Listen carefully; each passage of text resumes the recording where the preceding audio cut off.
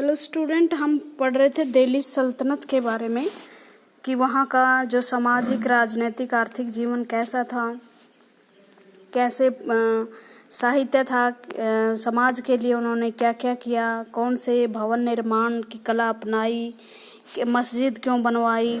ठीक है, इस तरह से as the Delhi sultan broad the hinterland of the cities under their control.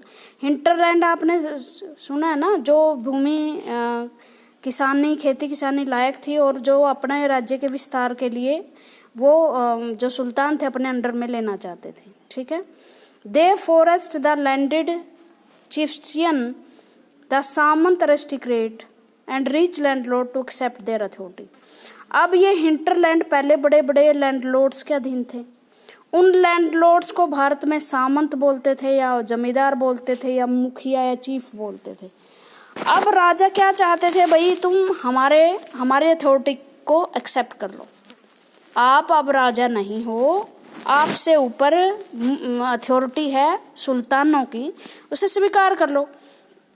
अगर ये अथॉरिटी वो स्वीकार कर लेते हैं, अथॉरिटी का मतलब होता पावर, अगर वो स्वीकार लेते क्या बदलेगा? एक तो वो अपने फैसले खुद नहीं ले सकता, फिर तो सुल्तान उनके ऊपर हो गया ना, वो खुद राजा नहीं रहे, टैक्स नहीं लगा सकते, खुद कलेक्ट नहीं कर सकते अपनी मर्जी से, अपने पास नहीं रख सकते उस पैसे को, वो पैसा उन्हें राजकोष में जमा करवाना पड़ता है। तो इस तरह से under Alauddin Khilji the state brought the assessment and collection of land revenue under its own control. जो अलाउद्दीन खिलजी थे उन्होंने मार्केट से संबंधित और खेती से संबंधित बहुत ज़्यादा सुधार किए थे भाई भारत में।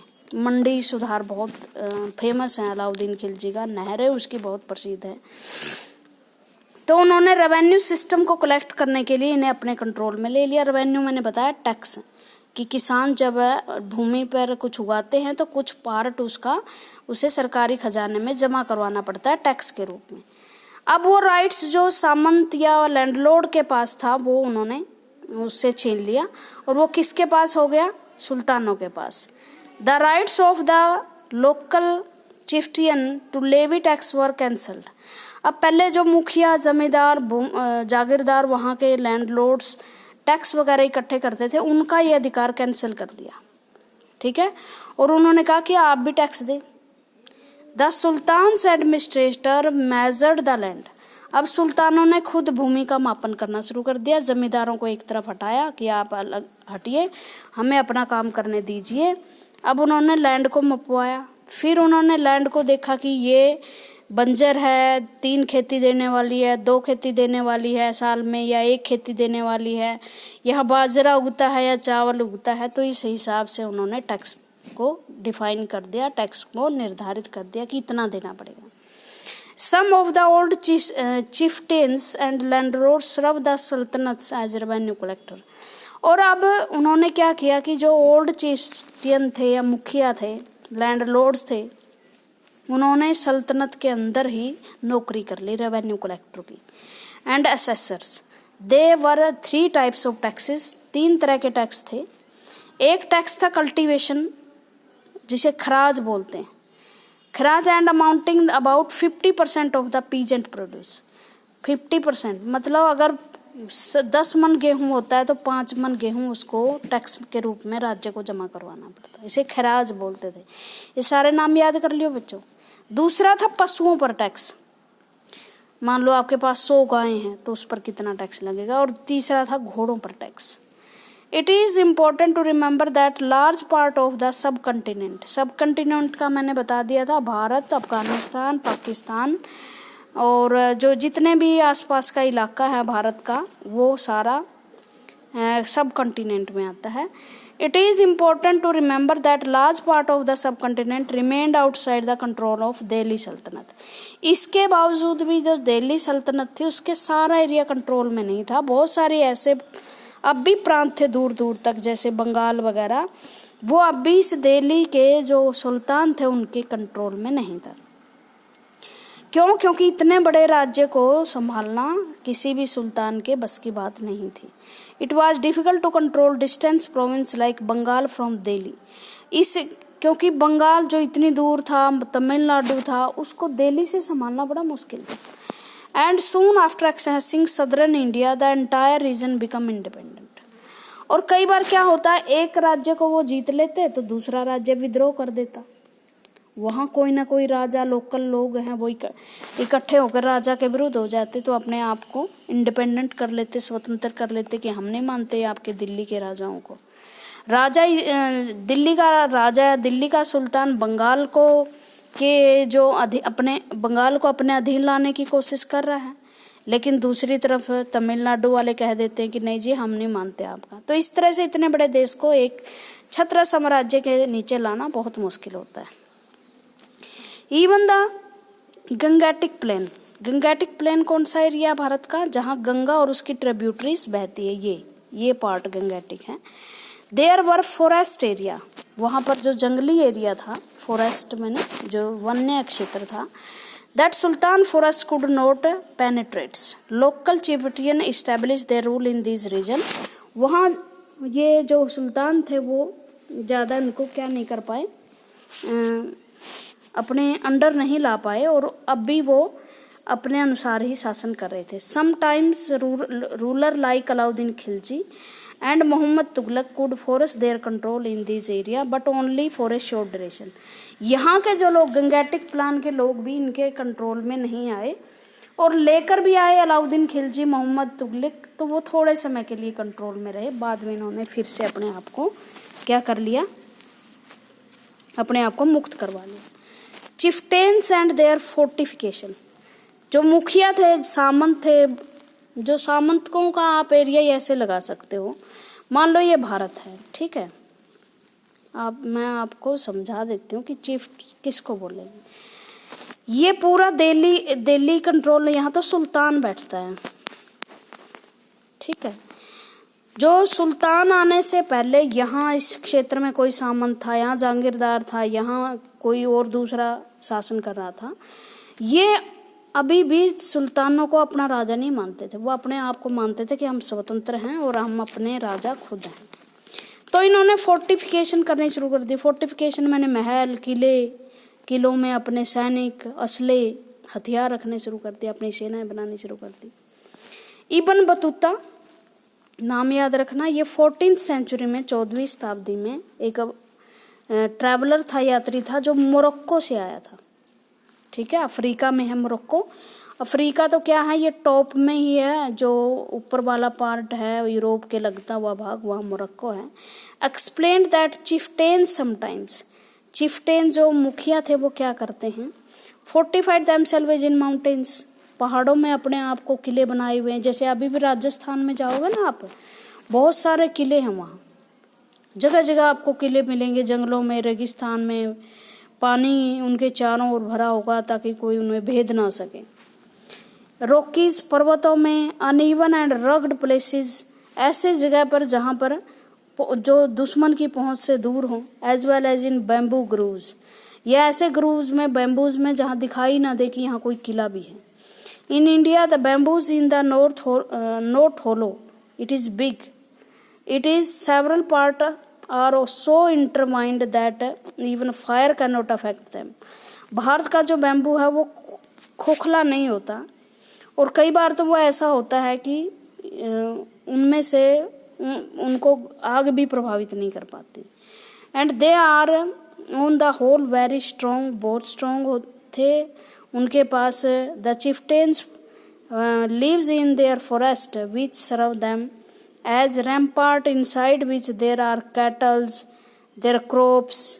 उन किलों में वो रहते जहाँ उनके पशु वगैरह होते, वहीं पर वो फसलें उगाते, रेन का वाटर हार्वेस्ट कर लेते वहीं पर, ताकि समय आने पर किले में पानी की कमी ना हो। मतलब वहाँ एक ऐसी सेटलमेंट तैयार की जाती जिसको बाहर से कुछ भी लेने की ज़रूरत ना पड़े, अगर दुश्मन चारों तरफ से घेर भी ले तो। द मंगोल, देखो मंगोल कहाँ से आए, ये इंडिया का पार्ट है। अभी हमें चाइना तंग कर रहा है ना, ये जो मंगोलियन थे ये चाइना की तरफ से ही आए थे, इधर से।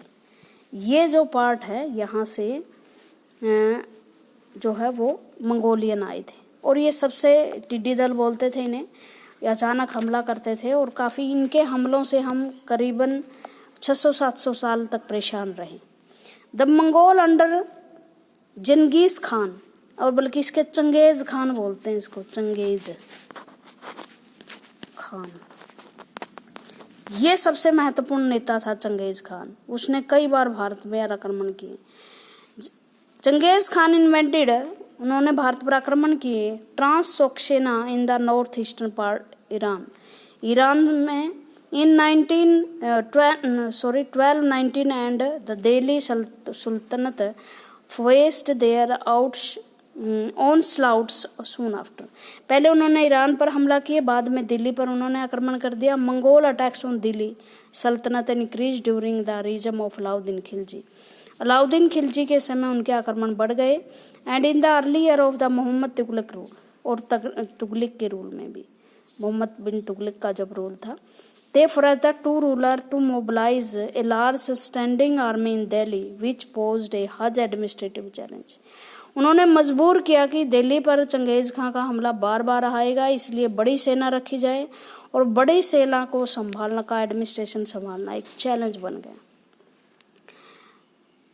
Let us see how the two Sultan dealt with us. अब हम देखते हैं कि अलाउद्दीन खिलजी और मोहम्मद बिन तुगलक ने चंगेज खां का सामना कैसे किया। देखो ये महत्वपूर्ण, ये अलाउद्दीन खिलजी की जो काम है वो हैं, ये कंपैरिजन है ये मोहम्मद बिन तुगलक का, उन्होंने क्या क्या किया, उसके काल में क्या हुआ और उसके काल में। बहुत अच्छी नॉलेज है, याद कर लेना बच्चों। Delhi was adapted twice in 1219 और 1300 and 1302 to 1303। As a defensive measure Alauddin Khilji raised a large standing army. Delhi पर आक्रमण हुए मंगोलों के दो बार, एक 1299 में और एक 1302 से 1303 के बीच में। तो अलाउद्दीन खिलजी ने उनके साथ लड़ाई की बजाय अपने आप को सुरक्षित कर लिया और आर्मी यहाँ लगा दी। उसके बाद जो मोहम्मद बिन तुगलक थे, the sultanate was attacked in early year of the Mohammad Tughlaq region, ये बाद में आए थे भाई। The Mongol army was defeat, और मोहम्मद बिन तुगलक ने इनको हराया, मंगोल आर्मी को हरा दिया। Mohammad Tughlaq was confident about the strength of his army and his resources to plan an attack on Transoxiana. He therefore raised a large standing army. Transoxiana जो मंगोलों का एरिया था वहां पर उन्होंने आर्मी लगा दी, और तुगलक जो है वो कॉन्फिडेंट थे कि जीत हमारी ही होगी। उसके बाद अलाउद्दीन ने constructed a new garrison town named Siri. Siri के किले आज भी आप देख सकते हो, ठीक है, जो है आगरा के आसपास है ना, वहाँ उन्होंने एक फोर्टिफिकेशन किया। गैरिशन होते हैं एक ऐसी जगह जहाँ किले तो होते ही हैं, साथ में आपके तोफ खाने, बंदूकें, ये सब कुछ रखी जाती है। उसके बाद उन्होंने, जो तुगलक थे, उन्होंने ऐसा कुछ नहीं किया। Rather than constructing a new garrison town, उसने कोई नई चीज नहीं बनाई, नया कोई टाउन नहीं बनाया जिसमें वो सेना रख सके या हथियार रख सके। The oldest of the 4 city of the Delhi, Delhi के जो पुरानी 4 साइट थी, 4 जगह थी, दिल्ली कोनहा was impacted for of its resident and the soldier garrisoned there। वहाँ पर उन्होंने नागरिकों को रखा और सोल्जर्स को वहाँ हथियार दिए। The resident of the old city were sent to the new capital of Daulatabad in south.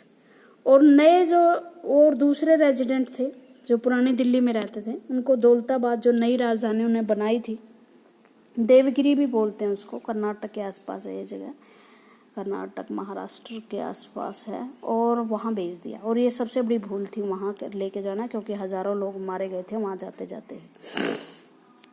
उसके बाद अलाउद्दीन खिलजी पर आते हैं। The soldier had to be fed, this was done through the produce collector as tax from land between the Ganga and Yamuna. Tax were fix 50% of the peasant yield.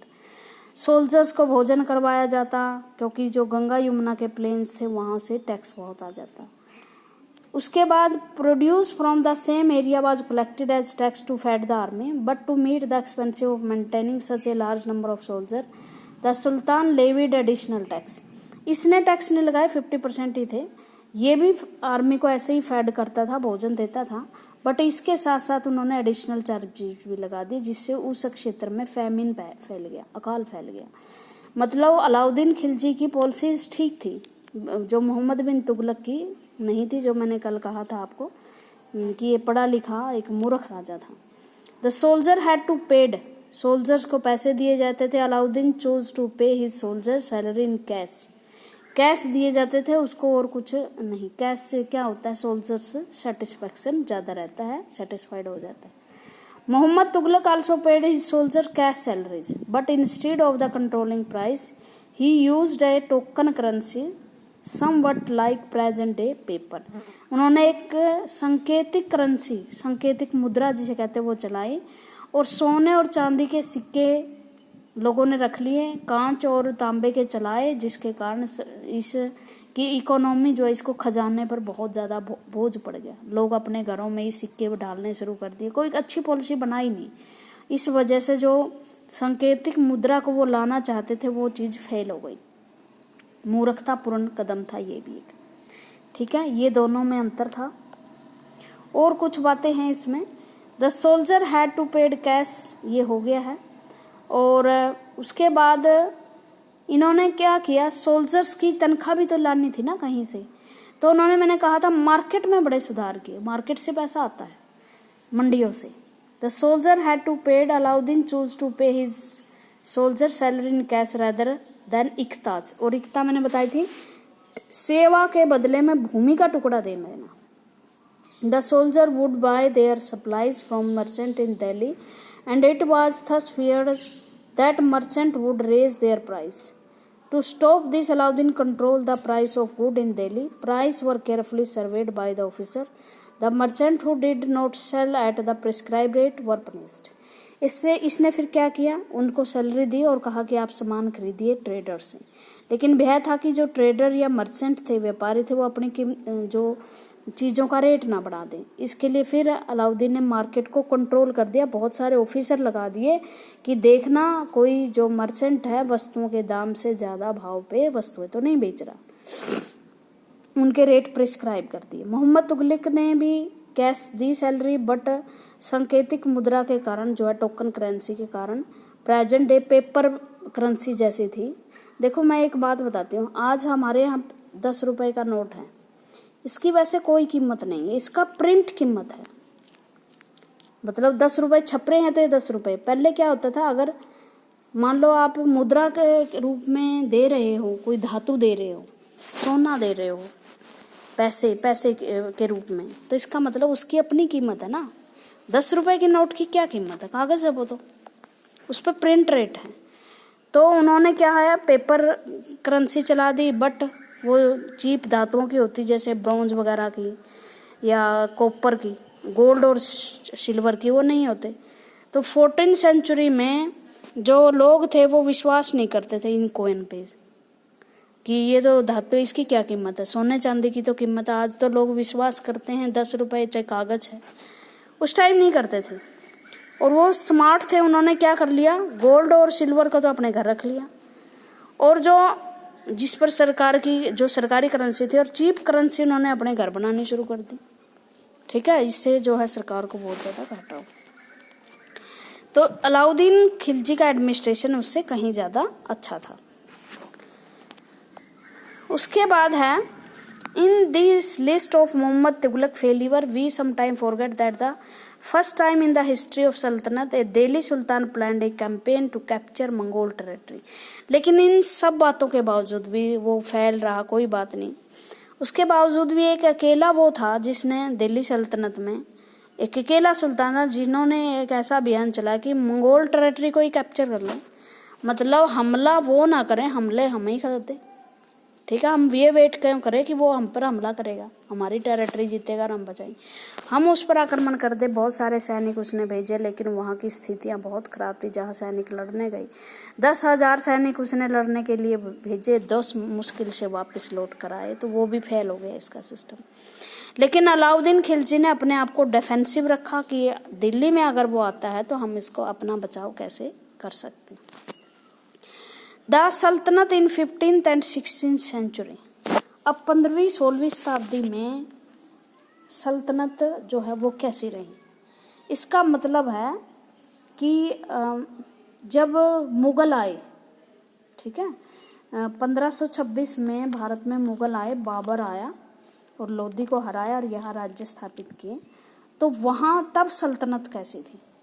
Take a look at the table 1 first again, you will notice that after the Tughlaqs the Sayyid and Lodi dynasty ruled from Delhi and Agra till 1526। 1526 तक सैयद और लोधियों ने शासन किया। पहले दास वंश, फिर खिलजी, फिर तुगलक, फिर सैयद और फिर Lodhi.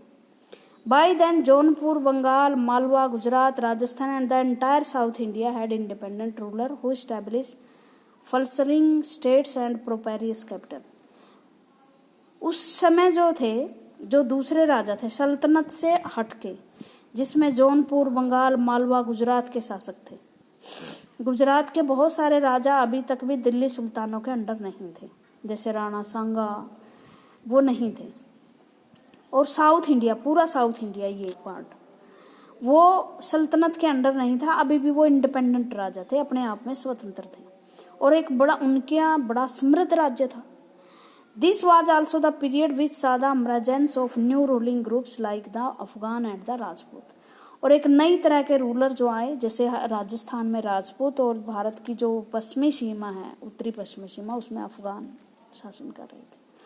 Some of the states established in this period were small but powerful and extremely well administrated। छोटी छोटी स्टेट थी, पूरा ये नहीं थी कि बड़ी राज्य हों। जैसे राजस्थान में भी कई रजवाड़े थे, 5-6 रजवाड़े थे। तो उसमें छोटी छोटी स्टेट थी, पावरफुल थी, फोर्टिफिकेशन हो चुका था, सेना उनकी बड़ी वेल थी, एडमिनिस्ट्रेशन उनका बड़ा अच्छा था। तो ये नहीं था कि वो कमजोर राजा थे और उन पर हमले करने कोई आसान बात थी। Which saw the emergence of new ruling groups like, ठीक है, period was smart but powerful, well administration. Sher Shah Suri ने अपना एक कैरियर छोटे सी टेरिटरी का वो मैनेजर बना था और उसके बाद वो धीरे धीरे बिहार से उसका राज्य शुरू हुआ था। और आपको पता हो, हुमायूं भारत का शासक बना बाबर के बाद, इसने हुमायूं को यहाँ से भगा दिया भारत से और खुद शासक बना। शासनकाल इसका बहुत थोड़ा था, इसके बावजूद वो बहुत ज़्यादा प्रभावशाली था। ये कहते हैं कि उसके काल में एक बूढ़ी औरत भी सोने का टुकड़ा अपने सिर पर रख कर सारे शहर में घूम सकती थी। चोरों लुटेरों का कोई डर नहीं था। बलबन, इसमें एक बलबन के काल में और शेरशाह, जो अगर आप दिल्ली से कुरुक्षेत्र करनाल जाओ तो एक रोड है शेरशाह सूरी रोड, जिसे NH1 कहते हैं। बहुत बड़ा रोड है, ये पाकिस्तान तक जाता है। ये शेरशाह सूरी ने ही भारत में बनवाया था। ठीक है, उसके बारे में हम अगली वीडियो में पढ़ेंगे। Thank you very much.